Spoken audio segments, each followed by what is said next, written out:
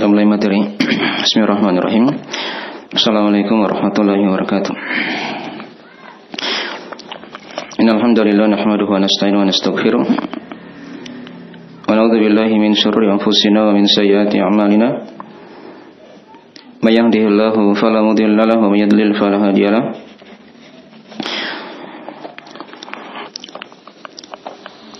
Asyhadu an la ilaha illallah wa la syarika lahu. Wa asyhadu anna Muhammadan abduhu wa rasuluh sallallahu alaihi wa alihi washabihi wa man tabi'ahum bi ihsan ila yaumiddin amma ba'd. Fa inna asdaqal hadithi kitabullah wa khairal hadi Muhammadin sallallahu alaihi wasallam wa syarrul umuri muhdatsatuha fa inna kulla muhdatsatin bid'ah wa kulla bid'atin dhalalah wa kulla dhalalatin finnar. Ma'asyiral ikhwani wa akhwati fillah, azanillahu wa iyyakum rahimani wa rahimakumullah. Baik, pada pagi hari ini insyaallah taala kita akan membaca dari pembahasan, masih di pembahasan ayat-ayat seputar puasa. Dan ini berkaitan dengan pembahasan-pembahasan yang ada di akhir Ramadan. Ya, akan dibahas di sini masalah kafarah. Kafarah itu dari denda ya, bagi orang yang melakukan hubungan suami istri. Dia bayar denda setelah Ramadan. Nah, akan diterangkan nanti dendanya bagaimana. Kemudian juga akan diterangkan masalah i'tikaf. Ya, masalah i'tikaf. Baik. Dilihat materinya yang sudah dikirim di grup. Bagi yang di offline juga dilihat situ dari materi yang sudah dibagi. Baik. Jadi pembahasan kita masih mengkaji surah Al-Baqarah. Dan ini materi yang terakhir di surah Al-Baqarah ayat 187. Baik. Di sana ada firman Allah Ta'ala, وَلَا تُبَاشِرُهُنَّ wa antum aakifuna fil masajid tilka hududullahi fala taqrabuha kadzalika yubayyinullahu ayatihi lin-nasi la'allahum yattaqun. Nah, terjemahan dari mana ayat? Dan janganlah kalian mencampuri mereka sedangkan kalian beriktikaf di masjid-masjid. Itulah batasan-batasan Allah, maka janganlah kalian mendekatinya. Demikianlah Allah menjelaskan ayat-ayatnya kepada manusia agar mereka bertakwa. Ya. Baik, ini potongan yang ketiga dari ayat di 187 ini ya. Yang sudah kita terangkan ada beberapa pertemuan sebelumnya tentang masalah hal-hal yang dibolehkan dalam berpuasa. Dan juga sebelumnya sudah diterangkan juga dari hal-hal ya rukun, kemudian sunnah-sunnah puasa, dan sekarang akan diterangkan di sini masalah kafarah dan i'tikaf. Baik, diterangkan di sebab turunnya ayat ini dari lafaz wala tubashirhunna wa antum akifuna fil masajid. Nah, ayat ini turun pada sekelompok dari para sahabat, dari sahabat Nabi sallallahu alaihi wasallam yang dulunya mereka i'tikaf di masjid. Jika salah seorang dari mereka mempunyai keperluan kepada istrinya, maka ia keluar, ya, ini malam hari ya, lalu mencampurinya, melakukan hubungan suami istri. Kemudian dia mandi, dia kembali lagi ke masjid. Jadi pikirnya itu tidak ada masalah. Ya, mereka juga tahu itu hari i'tikaf ya, ya.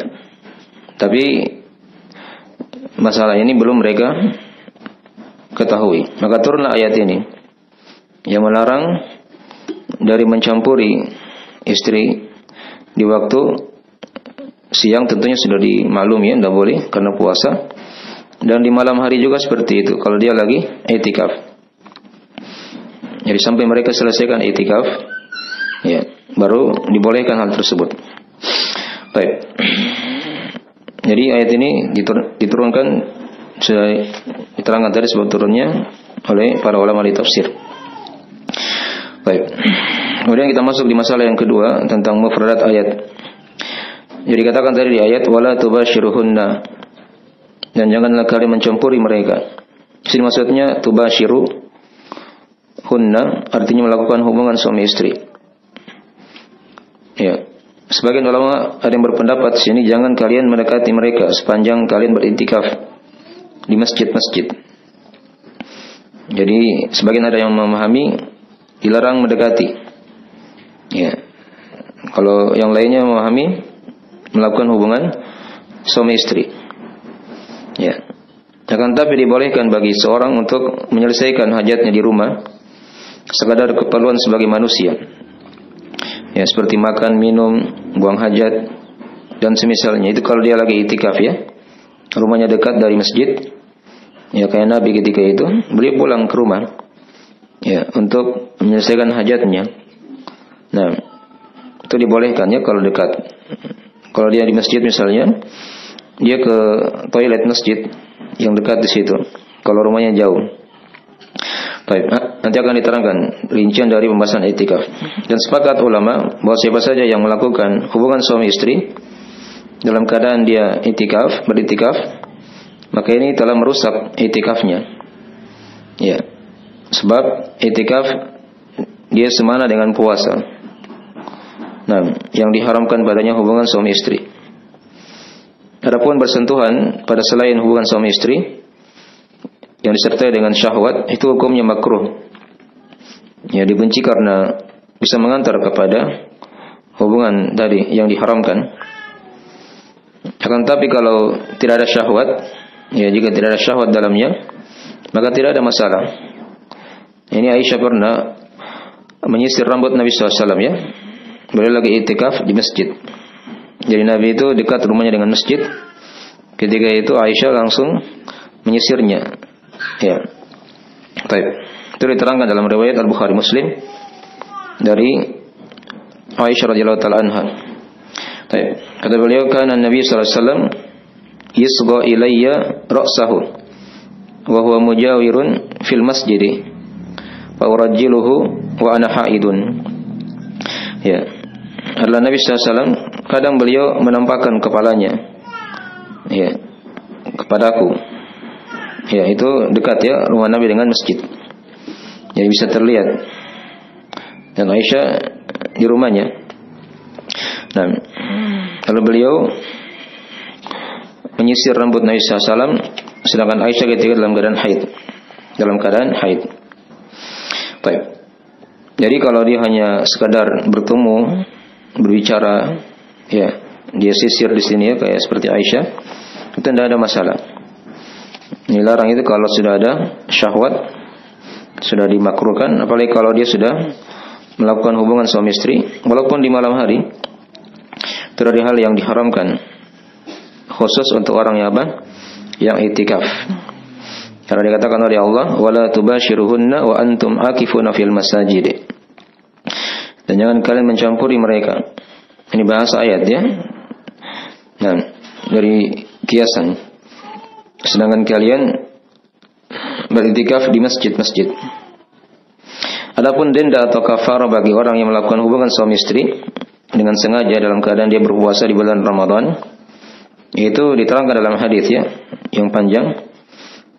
Itu dengan memilih salah satu dari 3 kafarah secara berurut ya. Apakah dia bebaskan budak? Jika tidak mampu dia berpuasa 2 bulan berturut-turut. Jika tidak mampu, maka dia memberi makan 60 orang miskin. Ini diterangkan dalam hadis Abu Hurairah, riwayat Al-Bukhari Muslim. Panjang hadisnya ya. Sudah diterangkan, anna Nabi sallallahu alaihi wasallam ja'a ilaihi rajulun. Faqala halaqtu ya Rasulullah. Wa ma ahlakaka? Qala wa ma ahlakaka? Qala waqa'tu ala imraati fi Ramadan. Ya. Kata Abu Hurairah, bahwasanya Nabi sallallahu alaihi wasallam didatangi oleh seorang lelaki. Nah, dan dia berkata, aku telah binasa, ya Rasulullah. Akan Nabi tanya dia, apa yang membuat kamu binasa? Kata dia, waqa'tu ala imraati fi Ramadan. Aku terjatuh pada istriku di bulan Ramadan. Ini bahasa kiasan dari melakukan hubungan suami istri. Ya, Maka Nabi ketika itu tuntun dia, tanya dia, apakah kamu bisa mendapatkan budak yang kamu bisa bebaskan? Kata laki-laki ini, tidak. Artinya dia tidak bisa untuk membebaskan budak. Nabi tanya lagi, apakah kamu bisa berpuasa 2 bulan berturut-turut? 2 bulan berturut-turut ya. Nah, kata orang ini tidak. Kemudian yang ketiga kata Nabi, apakah kamu bisa memberi makan 60 orang miskin? Kata orang ini tidak. Ya. Maka Nabi diam ketika itu. Jadi semua kafarannya dia tidak bisa. Ternyata dia orang yang paling miskin di kota Madinah ketika itu ya. Nah, panjang hadisnya sampai didatangkanlah ketika itu satu keranjang dari kurma. Lalu beliau bertanya kepada para sahabat, di mana yang bertanya tadi? Yang terjatuh pada istrinya di bulan Ramadan. Ya. Lalu Nabi memberikannya kepadanya dan memerintah dia untuk memberi makan keluarganya. Ya, memberi makan keluarganya. Tapi asalnya awalnya dia disuruh cari begitu, cari orang yang miskin di kota Madinah. Tapi kata dia, saya dapati orang yang paling miskin daripada saya. Nah, ternyata dia orang yang paling miskin. Orang yang paling miskin. Maka Nabi perintah untuk memberi makan keluarganya saja. Baik. Jadi ini penjelasannya tentang masalah kafarah orang yang melakukan hubungan suami istri. Tapi ini ada syarat-syaratnya ya. Ada ketentuan-ketentuannya akan diterangkan nanti di akhir pembahasan. Jadi tadi kan disuruh dia bebaskan budak. Ya. Di sini tidak dibedakan ya antara budak kafir atau muslim. Ya, tapi kalau dia cari budak muslim itu yang lebih utama kan? Bebaskan. Hanya di masa ini agak susah ya kalau cari budak, apalagi kalau kita di negeri ini. Itu hampir tidak ada dikatakan ada budak. Ya. Pembantu itu bukan budak ya. Itu lain lagi. Budak itu didapatkan dari peperangan. Ya. Tapi kalau kita untuk saat ini belum ada. Baik. Maka dia pindah di kafara yang kedua. Dia berpuasa 2 bulan berturut-turut. Ya. Maksudnya dia cari 2 bulan yang tidak ada hari diharamkan berbuka di situ. Apa hari diharamkan berpuasa di situ ya? Seperti bulan misalnya Syawal. Itu kan ada 1 Syawal di situ tidak boleh berpuasa. Hari raya kan Idul Fitri. Atau di bulan Dzulhijjah tidak boleh ya. Karena di situ ada 10 Dzulhijjah, hari raya Idul Adha. Dan hari-hari tasyrik di tanggal 11, 12, 13 Dzulhijjah. Jadi dia cari selain bulan Syawal, bulan Dzulqa'dah kan tidak bisa jelas. Karena dia diselingi oleh bulan Syawal atau Dzulqa'dah tadi, apa Dzulhijjah ya. Jadi mulai dari bulan Muharram. Bulan Muharram. 2 bulan berturut-turut. Ya, tidak boleh ada berbuka. Ini kafarah ya. Bagi orang yang melakukan hubungan suami istri di bulan Ramadan dalam keadaan dia berpuasa di siang hari. Baik. Adapun kalau dia tidak bisa juga misalnya, maka dia memberi makan ya. Ya, dengan sesuatu yang dianggap sebagai makanan dari kebiasaan manusia. Dia memberi makan 60 orang miskin. 60 orang miskin. Ya, sebanyak 1 mud. Itu kumpulan 2 telapak tangan orang dewasa. Itu ukuran takarannya ya.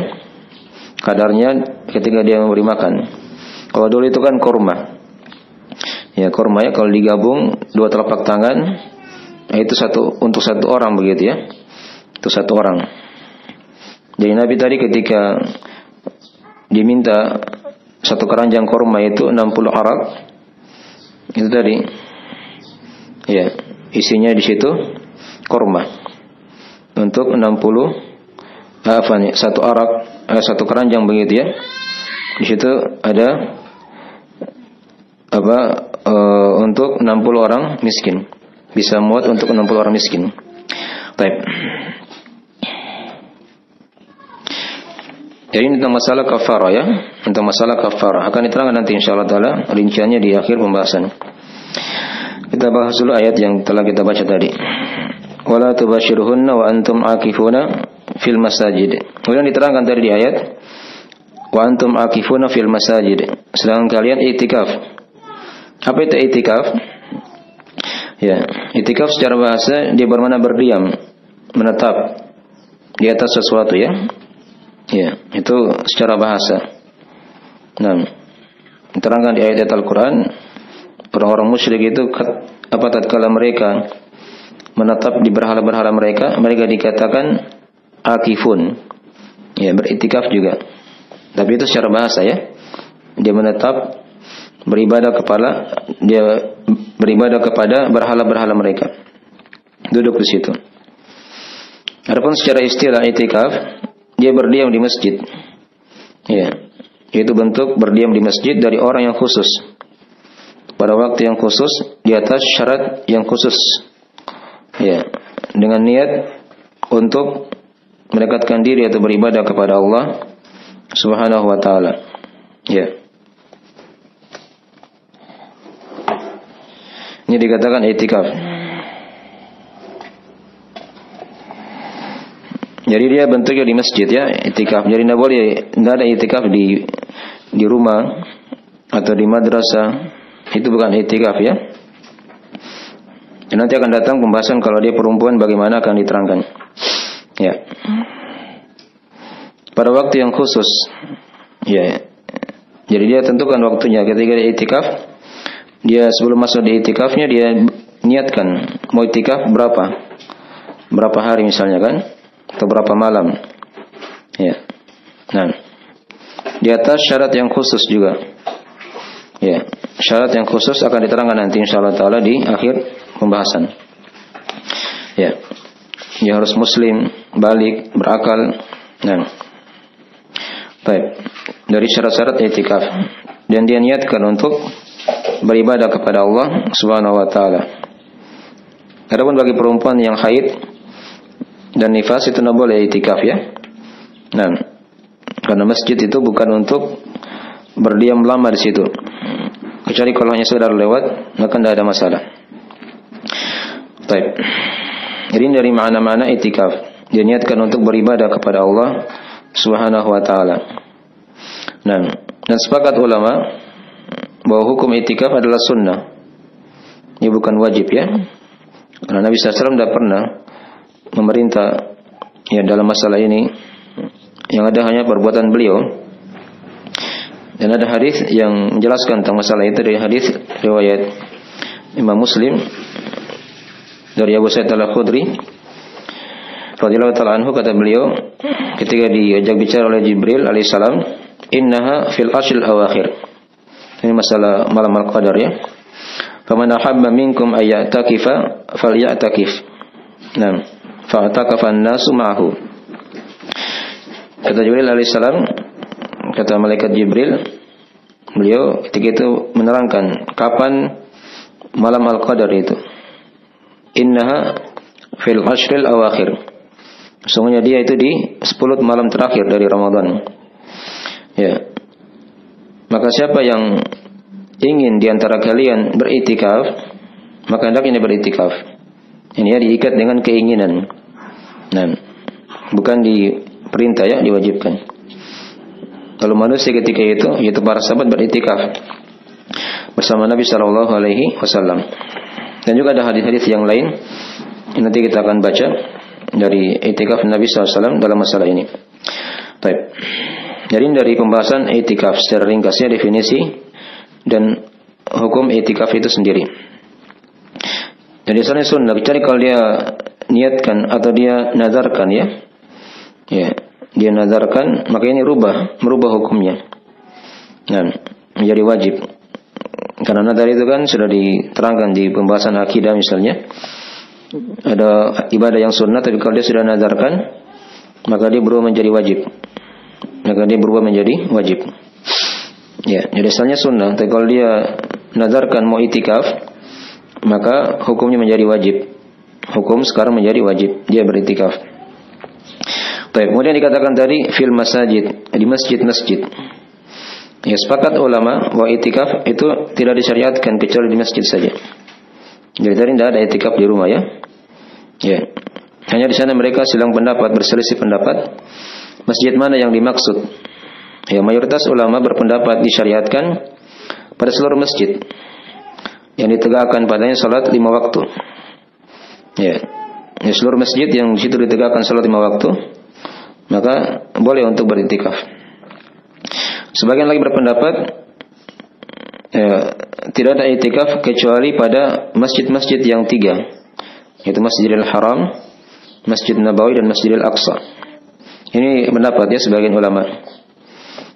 Tapi ini tidak kuat ya. Hadis yang mereka pakai itu ada silang pendapat, ada yang melemahkan. Walaupun juga ada yang menguatkannya. Dan ayat ini lebih umum konteksnya. Wa antum akifuna fil masajid. Dan kalian sedang i'tikaf di masjid-masjid. Ya. Dipaham ya? Maka ini yang lebih dipegang dalam masalah itu. Dan hadis yang menjelaskan tentang masalah ini itu ada silang pendapat dari ya, sudah diisyaratkan. Tentang kesahihannya. Andai kata hadisnya sahih misalnya, maka maknanya di situ tidak ada i'tikaf yang lebih utama. Ya dimaklumi kan? Ketika ada i'tikaf di Masjidil Haram, di Masjid Nabawi atau Masjidil Aqsa itu lebih utama daripada ada i'tikaf di masjid yang lain. Dipaham ya? Adapun waktu i'tikaf itu mayoritas ulama berpendapat bahwa dia seluruh waktu boleh beriktikaf ya. Disunahkan i'tikaf pada seluruh waktu. Ya, disunahkan i'tikaf padanya. Jadi tidak ada pembatasan di situ. Baik di bulan Ramadan ataupun selain Ramadan. Tapi yang paling utamanya itu dilakukan di Ramadan. Terkhusus pada 10 terakhir di bulan Ramadan. Batasan paling sedikitnya dari silang pendapat di kalangan ulama ya. Ya. Sebagian ada yang berpendapat sehari atau semalam. Jadi kalau sehari berarti dia dari terbitnya fajar subuh sampai tenggelamnya matahari. Atau semalam dari tenggelamnya matahari sampai terbitnya apa? Fajar subuh. Dipaham ya? Sebagian lagi berpendapat dia sehari dan semalam. Dia gabungkan 1 hari dan 1 malam. Ya. Dan sebagian lagi ada yang berpendapat dia dibolehkan i'tikaf walaupun sesaat. Ya, saat itu kalau sekitaran 1 jam lebih dia berdiam menetap di situ itu sudah dianggap. Ini menurut pendapat kebanyakan ulama. Baik. Dan memang hadis-hadis yang ada di dalam masalah ini batasan paling sedikitnya itu diterangkan di hadis Umar ya. Ya. Itu beliau pernah berniat, pernah bernazar ya, beriktikaf di Masjidil Haram selama 1 malam. Maka Nabi di situ perintahkan beliau untuk menunaikan nadarnya. Baik, itu hadis yang menjelaskan batasan i'tikaf yang paling sedikit 1 malam. Ya. Walaupun tadi kebanyakan ulama ada yang memahaminya dikembalikan kepada makna i'tikaf, walaupun tidak ada dalil yang menjelaskan ada yang beriktikaf 1 jam, 2 jam, 3 jam begitu ya. Tapi dia dipahami secara makna. Maka kebanyakan ulama memasukkan di situ. Ya, itu dianggap i'tikaf sepanjang dia niatkan. Sepanjang dia apa? Niatkan. Baik, wallahu dalam masalah ini ada beberapa pendapat yang sudah diterangkan tadi itu. Baik. Kemudian dikatakan tadi tilka hududullah wala tubashiruhunna wa antum akifuna fil masajid tilka hududullah. Itulah batasan-batasan Allah. Ini isyarat ya pada ayat kembali kepada perintah-perintah dan larangan-larangan yang telah diterangkan berlalu ya. Di hukum-hukum seputar puasa ini 5 ayat yang sudah kita bahas ya. Dari hukum-hukum Allah seputar puasa dan i'tikaf. Sebagian ulama yang berpendapat di sini hududullah, batasan-batasan Allah di sini adalah khusus untuk i'tikaf. Ya. Ini ada yang memahami seperti itu ya. Tapi tadi ada yang memahami secara umum. Dari awal pembahasan ya, surah Al-Baqarah ini seputar masalah puasa di 4 ayat sebelumnya itu masuk semuanya dari hududullah. Itu adalah pendapat dalam memahami tilka hududullah. Ya. Lafaz hudud dia jamak dari kata had. Ya, secara bahasa dia bermakna penghalang antara dua pembatas. Ya, itu had ya. Memisah dia. Nah. Ya. Sama dengan pintu ya. Kalau pintu itu kan dia pembatas. Menghalangi seorang untuk masuk dan menghalangi juga untuk keluar darinya. Ya, dan hukum-hukum Allah itu disebut sebagai hudud. Karena dia memisah antara kebenaran dan kebatilan. Taib. Hududullah. Maka jangan didekati kata Allah. Dikatakan situ fala taqrabuha, maka jangan kalian dekati. Ya. Ini dari bahasa mubalaghah ya, yang melebihkan dalam peringatan dari menyelisihinya. Jadi ketika dikatakan jangan kalian dekati, ya, sesuatu itu mencakup larangan untuk melakukan perkara itu sendiri. Ya, dan mencakup larangan dari melakukannya. Ya, larangan mendekatinya dan melakukan perkara itu. Nanti diperbaiki ya kalau ada salah cetak situ ya. Jadi larangan untuk mendekatinya sudah dilarang, apalagi untuk melakukannya. Jelas ya? Fala taqrabuha. Dan sebagian ulama yang berpendapat jangan kalian dekati di sini, maksudnya ya jangan kalian mendatanginya. Ya, jangan kalian mendatanginya. Nah, sebagian lagi ada yang memahami jangan kalian melewatinya. Jangan kalian melewatinya. Ya, jadi ini ada beberapa penafsiran ya. Jangan mendekati, jangan mendatangi, atau jangan melewatinya. Ya, semuanya maknanya betul. Dari mana-mana itu. Ya, kadzalika yubayyinullahu ayatihi linnas. Demikianlah Allah jelaskan ayat-ayatnya kepada manusia. Ayat di sini secara bahasa tanda ya yang mengantar pada sesuatu. Ini segera sudah dipahami, disering dibahas di masalah akidah. Jadi ayat itu kan alamat atau tanda yang mengantar pada sesuatu. Ya.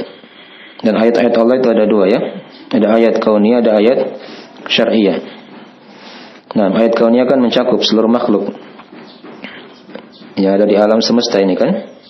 Ya, di langit dan di bumi. Baik. Yang berkaitan dengan rububiyah Allah Subhanahu wa taala. Dan ada ayat syar'iyah. Ini yang dimaksud di ayat ini ya. Demikianlah Allah jelaskan ayat-ayatnya. Ini maksudnya ayat-ayat syar'iyah. Itu Al-Quran dan hadis. Ya.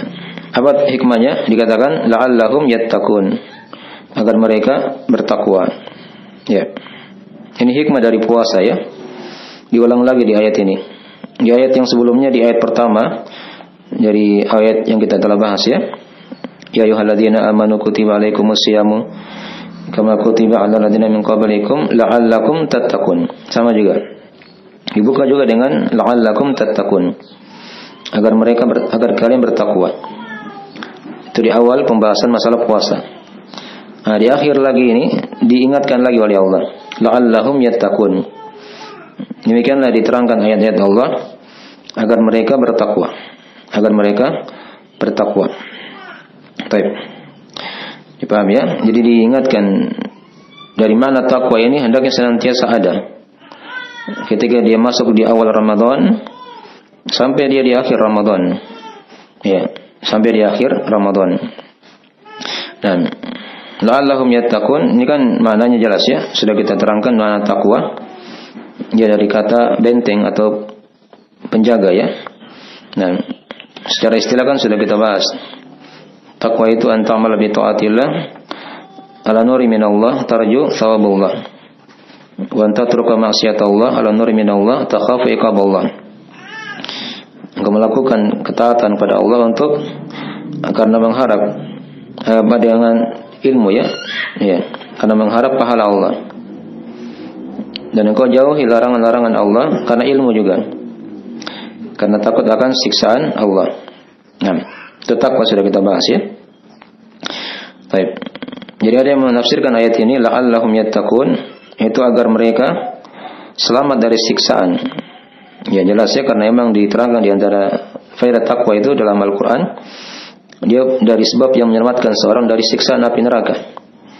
Tatkala seorang melewati as-sirat, jembatan di atas neraka Jahannam, itu diterangkan oleh Allah. Tsumma nunajjil ladzina taqaw. Kemudian kami selamatkan orang-orang yang bertakwa. Ya. Nah, dan sebagian lagi yang menafsirkan la'allahum yattaqun, itu agar mereka mengenal bagaimana petunjuk dan mentaati Allah Subhanahu wa taala. Karena takwa itu kembali kepada ketaatan, melakukan perintah dan menjauhi larangan. Jadi dari mana-mana yang telah diterangkannya oleh para ulama. Ya. Ini dari mufradat ayat yang sudah kita bahas ya. Kemudian berikutnya di sini diterangkan makna global ayat. Jadi ayat yang sudah kita bahas tadi itu, potongan ayat yang ketiga ini, ya, wala tubashiruhunna wa antum akifuna fil masajid tilka hududullahi fala taqrabuha kadzalika yubayyinullahu ayatihi lin-nasi la'allahum yattaqun. Di sini Allah Subhanahu wa taala menjelaskan sisi keterkaitan antara puasa dan i'tikaf. Ya, tatkala hukum seputar i'tikaf diikutkan pada ayat terakhir dari ayat-ayat puasa. Dan menunjukkan ada keterkaitan di situ ya. Dan oleh karena itu sudah dibahas ya, seutama-utama i'tikaf itu dilakukan di akhir dari bulan Ramadan. Ya. Dan sekaligus menjelaskan di sini hikmah dari penjelasan ayat-ayat sudah diterangkan tadi ya, pada manusia agar mereka menjadi makhluk yang termulia di sisinya, yaitu kan takwa dan meraih derajat ketakwaan. Baik. Ini makna global ayat ya. Kemudian diterangkan di situ ada dua pembahasan pokok yang sudah kita singgung tadi sedikit ya, tentang masalah beberapa ketentuan seputar kafarah. Jadi di sini kita terangkan ada 6 ketentuan ya. Ini kafarah tadi ya, bagi yang melakukan hubungan suami istri di siang hari, diperhatikan syarat-syaratnya ya. Dilakukan di siang hari di bulan Ramadan dengan sengaja dalam keadaan berpuasa, itu 4 syaratnya. Ya. Jadi di siang hari, bukan di malam hari ya. Nah, malam hari kan dibolehkan. Di bulan Ramadan, bukan selain Ramadan. Kalau dia puasa di selain Ramadan, dilakukan hubungan, itu tidak ada kafarah di situ. Puasa sunnah kan? Walaupun dia mengqadha dengan sengaja, bukan dia dipaksa atau dia lupa. Paham ya? Dalam keadaan dia berpuasa. Kalau dia tidak puasa, walaupun di bulan Ramadan misalnya dia musafir, ya maka tidak ada masalah, karena dia tidak puasa. Jadi itu 4 syarat ya, diperhatikan. Yang terpenuhi padanya kewajiban kafarah. Bisa juga ditambah yang kelima tadi ya, yaitu dia melakukan hubungan suami istri. Itu semuanya 5 ya. Dilakukan hubungan suami istri 1. Yang kedua di siang hari. Yang ketiga di bulan Ramadan. Yang keempat dengan sengaja. Dan yang kelima dalam keadaan dia berpuasa. Ya.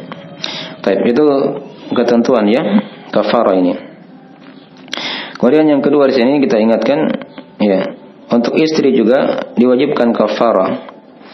Ya, menurut pendapat yang paling kuat ya, sebagai bentuk kias terhadap suami tadi. Nah, ini dipegang oleh kebanyakan ulama. Jadi suaminya kena kafarah, istrinya juga kena apa? Kena kafarah. Jika si istri dia melakukan dengan pilihannya sendiri. Adapun kalau dia dipaksa misalnya, atau dia jahil, maka tidak ada kafarah atasnya. Kemudian yang ketiga di antara juga dari ketentuan seputar kafarah ini, jenis kafarah yang telah dijelaskan itu diselesaikan sesuai dengan urutannya ya, menurut pendapat kebanyakan ulama. Ya, jadi dipilih dulu yang pertama tadi budak. Tidak ada budak, dipilih kafarah yang kedua, berpuasa 2 bulan berturut-turut. Kalau tidak bisa, maka dia bebaskan 60, dia beri makan 60 orang miskin. Baik. Kemudian yang keempat dari ketentuan kafarah juga, yaitu dia jika seorang belum mampu menebusnya sebelum datang Ramadan tahun depan, maka kewajiban itu tetap ada, tidak gugur ya, sampai ia mampu untuk membayarnya. Nah, ini kafarah ya, tetap wajib dibayar. Dia belum bisa mungkin tahun ini, ya tahun depan lagi diselesaikan. Baik. Kemudian yang kelima di antara juga dari ketentuan kafarah, ya selain membayar kafarah, kebanyakan ulama mewajibkan qadha. Ini bagi yang memandang ada qadha ya. Walaupun sebagian ulama itu tidak mewajibkan karena di hadis tadi tidak diterangkan di situ. Dia mengqadha puasa. Ya. Walaupun kebanyakan ulama itu mewajibkan qadha ya. Ya, karena dia telah merusak puasanya, membatalkan puasanya dengan sengaja. Baik. Dan dihitung dari orang yang membatalkan puasa dengan sengaja, itu hukumnya mengganti puasa. Itu yang dibahas ya oleh kebanyakan ulama. Baik. Kemudian yang keenam, diantara dari ketentuan kafarah juga, jika terjadi lagi hubungan di hari yang lain, maka pada setiap harinya itu diwajibkan kafarah. Ya, terjadi misalnya beberapa hari, maka tiap-tiap hari tadi itu ada kafarah. Dia sudah terpisah dengan malam, dihitung satu kafarah masing-masing. Adapun jika dia terjadi satu kali di satu hari saja, tapi terjadi beberapa kali, maka itu satu kafarah saja yang dibayar. Baik. Jadi ini seputar ya ringkasan seputar masalah kafarah. Ya, ini kafarah ya denda bagi orang yang melakukan hubungan suami istri di bulan Ramadan di siang hari dalam keadaan dia berpuasa dengan sengaja. Nah, baik. Kemudian berikutnya tadi disinggung seputar masalah i'tikaf, beberapa hukum seputar i'tikaf. Ya, tadi sudah diterangkan ya i'tikaf itu definisinya, hukumnya, tempatnya dan waktunya sudah ya. Adapun rukun i'tikaf, dia berdiam saja di masjid. Dia tidak keluar kecuali pada keperluan yang darurat begitu ya. Itu rukun i'tikaf. Nah, kemudian yang kedua, dibolehkan bagi wanita untuk beriktikaf sepanjang ada izin dari suaminya atau walinya ya. Ini diterangkan dalam sebagian hadis ya seputar masalah ini. Ya. Dari Nabi ketika itu izinkan Aisyah untuk beriktikaf. Baik. Diterangkan dalam riwayat Al-Bukhari Muslim dari Aisyah. Dan jadi dari untuk perempuan itu ada syaratnya ya. Sepanjang ada izin dari suaminya dan aman dari fitnah, itu dua syarat ya. Ya, untuk i'tikaf bagi perempuan. Ya, kalau ada tempat khusus di masjid, dia terhijab, aman dia di situ, maka tidak ada masalah. Dan para sahabat ketika itu, para istri Nabi SAW juga beriktikaf di masjid. Ya, beriktikaf di masjid. Ketika Nabi masih ada dan ketika Nabi sudah wafat, mereka tetap melakukan i'tikaf, tapi di situ aman dari fitnah. Tidak bercampur baur. Ada tempat khusus untuk mereka perempuan, itu tidak ada masalah. Jadi kalau tidak ada tempat khusus, ya, tidak terjamin aman dari fitnah, maka tidak boleh dia jatuhkan dirinya kepada hal yang diharamkan oleh Allah. Nah, kemudian diterangkan tadi syarat-syarat i'tikaf. Singgung tadi ya, ya muslim, bukan orang kafir ya, balik, bukan anak kecil. Sebagian ulama mengatakan mumayyiz, sudah boleh. Ya, dia berniat untuk i'tikaf ya. Ada juga orang berdiam tapi dia tidak niatkan, maka tidak dihitung sebagai i'tikaf. Kalau dia niatkan i'tikaf, maka itu sudah dihitung nanti. Ya. Dan dia dilakukan di masjid. Ya. Itu syarat-syarat i'tikaf. Muslim, balik, akil, berakal, niat, dan dia dilakukan di masjid. Untuk wanita, itu disyaratkan syarat yang keenam. Dia bersih dari haid atau nifas. Menurut satu pendapat di kalangan ulama. Ya, ini pendapat yang lebih hati-hati ya. Jadi wanita haid atau nifas itu tidak boleh dia beriktikaf di masjid. Ya. Nah, kecuali kalau dia hanya lewat saja, berdiam sedikit, maka tidak ada masalah. Tapi kalau dia berdiam lama, maka itu dari hal yang tidak diperbolehkan. Itu diterangkan, dikiaskan oleh para ulama dengan ayat wala junuban illa abiri sabirin hatta tagtasilu. Nah, dan tidak boleh juga bagi orang yang junub untuk berdiam di masjid ya, kecuali hanya lewat saja sampai dia mandi. Jadi sebagian ulama ada yang memahami haid itu mirip dengan junub. Kalau hanya lewat tidak ada masalah, atau dia hanya diam sedikit, ya ikut ta'lim misalnya kan, sedikit tidak ada masalah ya, sepanjang dia bisa menjaga. Tapi kalau dia i'tikaf, dia berdiam lama, itu yang sudah masuk dalam larangan tadi. Baik. Itu bagi perempuan yang haid ya, dan nifas. Kemudian yang keempat, tidak disyaratkan pada itikaf harus berpuasa. Ya. Nah, mesti dia berpuasa ya. Di malam hari kan orang tidak puasa. Maka dia tetap boleh itikaf. Tetap boleh apa? Itikaf. Karena itikaf itu ibadah sendiri. Terpisah dengan puasa ya. Dan Rasulullah SAW pernah mengizinkan Umar untuk beritikaf di Masjidil Haram, menunaikan nadarnya itu kan. Diterangkan dalam riwayat Al-Bukhari Muslim. Umar kan di masa jahiliyah dahulu kala dia pernah bernadar untuk beritikaf di Masjidil Haram 1 malam. Iya, 1 malam ya. Maka Nabi terangkan, "Aufi bin nadarik." Tunaikanlah nadarmu. Tunaikanlah apa? Nadarmu. Maka Umar beritikaf 1 malam ketika itu. Dari tenggelamnya matahari sampai terbitnya apa? Fajar. Baik. Dan sebagian lagi ulama ada yang memahami di situ sehari semalam, malam dan siangnya juga. Wallahu a'lam dalam masalah itu ya. Ya. Baik. Kemudian yang kelima dari ketentuan itikaf juga, yaitu bagi yang meniatkan itikaf 10 terakhir Ramadan, itu disunahkan. Ini bagi khususnya untuk yang meniatkan 10 terakhir Ramadan. Disunahkan dia masuk masjid sebelum matahari terbenam di tanggal 20 Ramadan, di sore hari ya. Dia sudah masuk duluan situ. Karena setelah itu kan masuk malam 21. Masuk malam 21. Dihitunglah sudah apa akhir Ramadan di situ ya. 10 terakhir Ramadan. Baik. Ya. Dan disunahkan dia masuk ke kemahnya. Nanti ada kemah juga ya kalau itikaf boleh. Nabi juga buat kemah di masjid. Ya. Dia masuk di kemahnya disunahkan setelah fajar di tanggal 21 Ramadan. Ini diterangkan dalam riwayat Bukhari Muslim ya dari Aisyah. Baik, hadisnya panjang tapi kita meringkas pembahasan. Kemudian yang keenam dari pembatal dari ketentuan itikaf juga seputar pembatal-pembatal itikaf. Ya. Dari sudah diterangkan ya, wala tubashiruhunna wa antum akifuna fil masajid. Enggak boleh dia melakukan hubungan suami istri, itu batal itikafnya.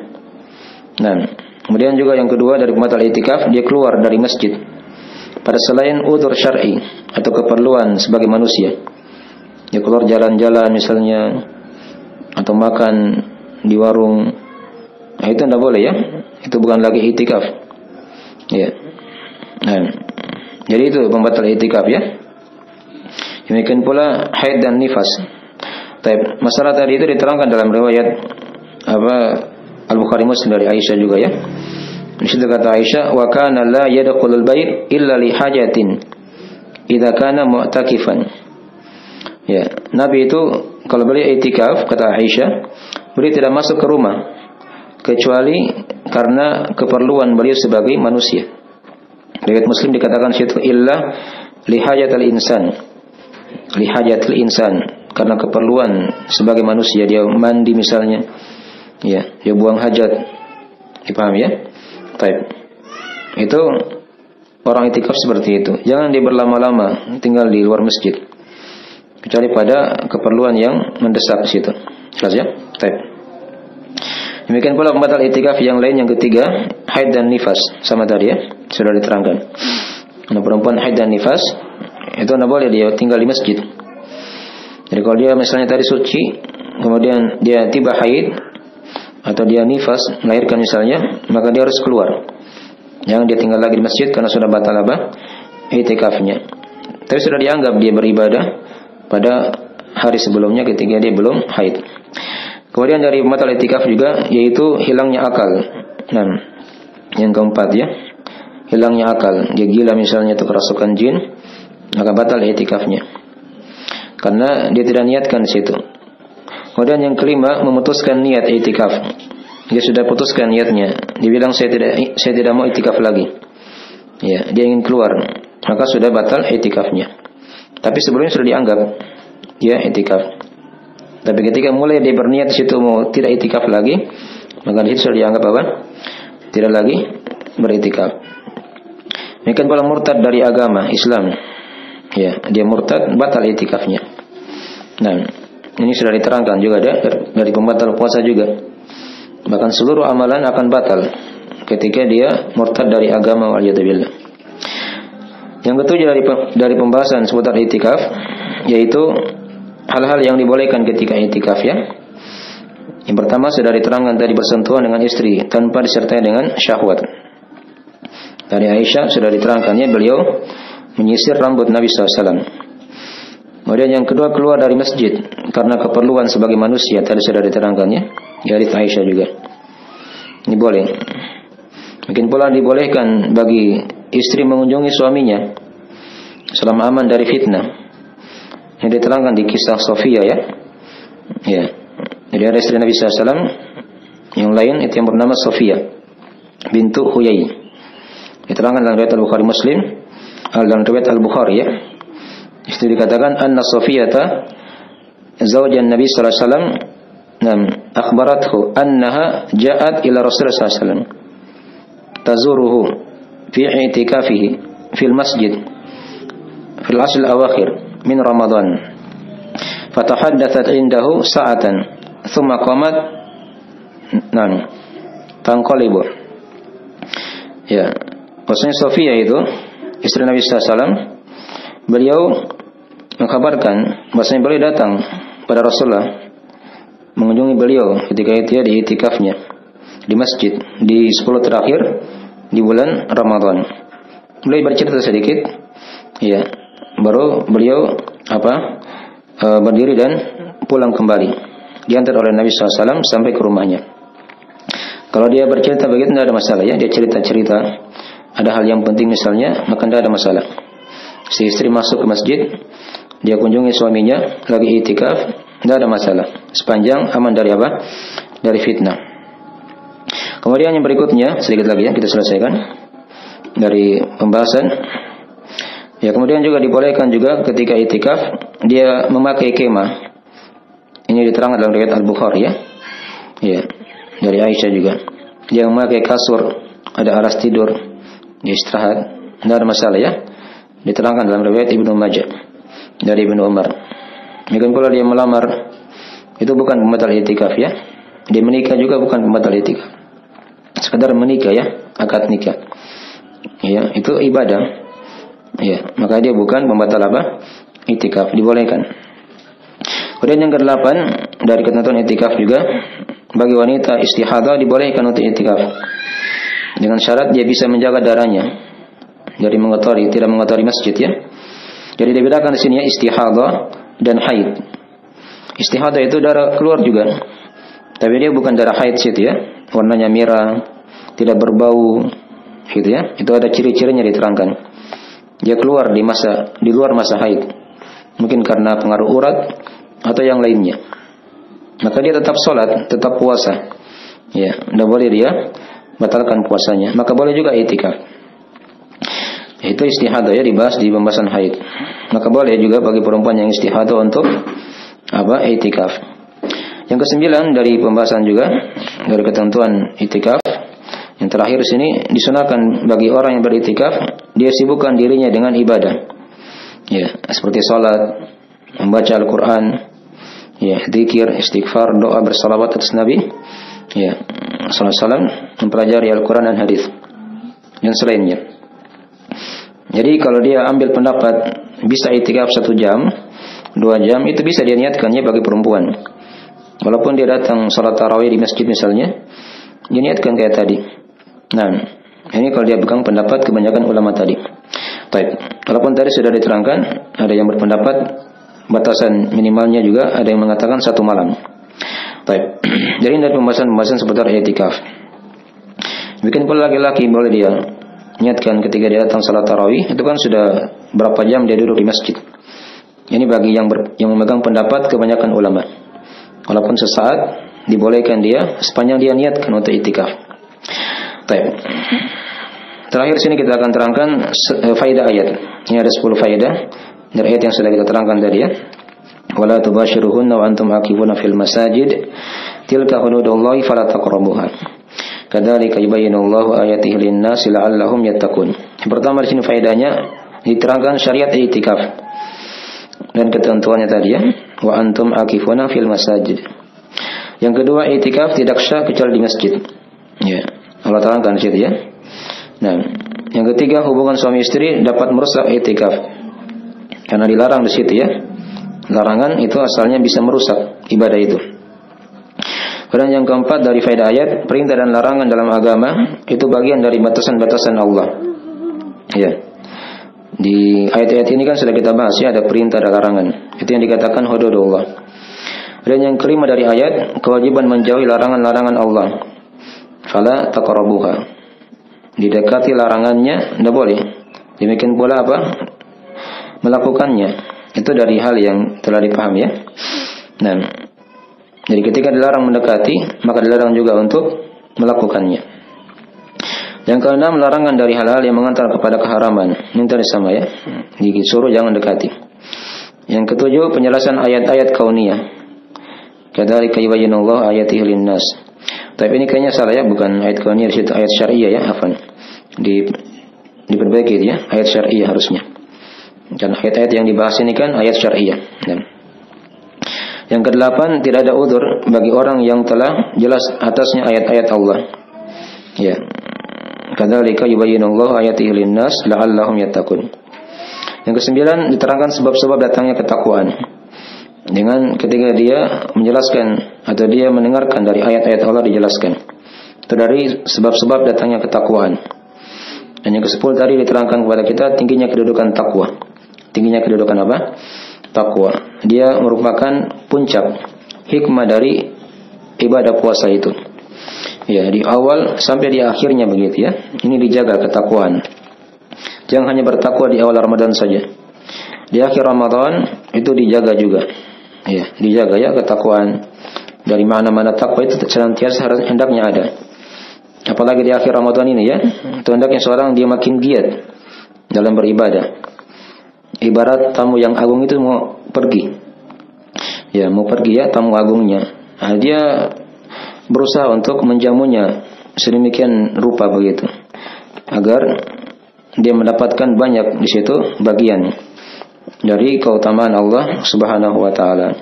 Dan nanti akan kita terangkan insyaallah taala nanti pembahasan yang lain seputar fikih amalan khusus di 10 terakhir Ramadan ini, di antaranya tadi ya i'tikaf, dia salat malam misalnya. Tidak ada masalah dia perlama salatnya. Ya. Nah, ini banyak bersedekah, membaca Al-Qur'an, hal-hal yang lain yang sudah diamalkan ya di awal-awal Ramadan itu dijaga sampai akhir Ramadan. Hanya di sini ada amalan yang khusus yang lain. Yang lebih disunahkan lagi ya, dia i'tikaf. Ya. Tapi kalau perempuan bisa tadi dengan syarat-syarat yang sudah diterangkan ya. Ya kalau dia tidak bisa, dia di rumah saja dan dia perbanyak ibadah di rumah ya, dihidupkan malam. Dihidupkan malamnya, itu yang paling pokoknya dengan salat ya. Nah, di salat itu kan banyak ibadah di situ yang bisa dikerjakan. Ada ibadah doa di situ, ada istighfarnya. Nah, dan seterusnya dari ibadah-ibadah yang dihidupkan di 10 malam terakhir di bulan Ramadan. Setelah itu dulu ya dari akhir pembahasan kita di pembahasan ayat-ayat seputar masalah puasa ini. Ya, ini ayat yang terakhir ya. Segera cukup dari pembahasan. Ada yang tanyakan dari pelajaran?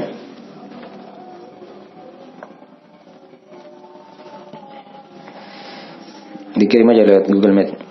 Kita lihat. 1-2 kita jawab.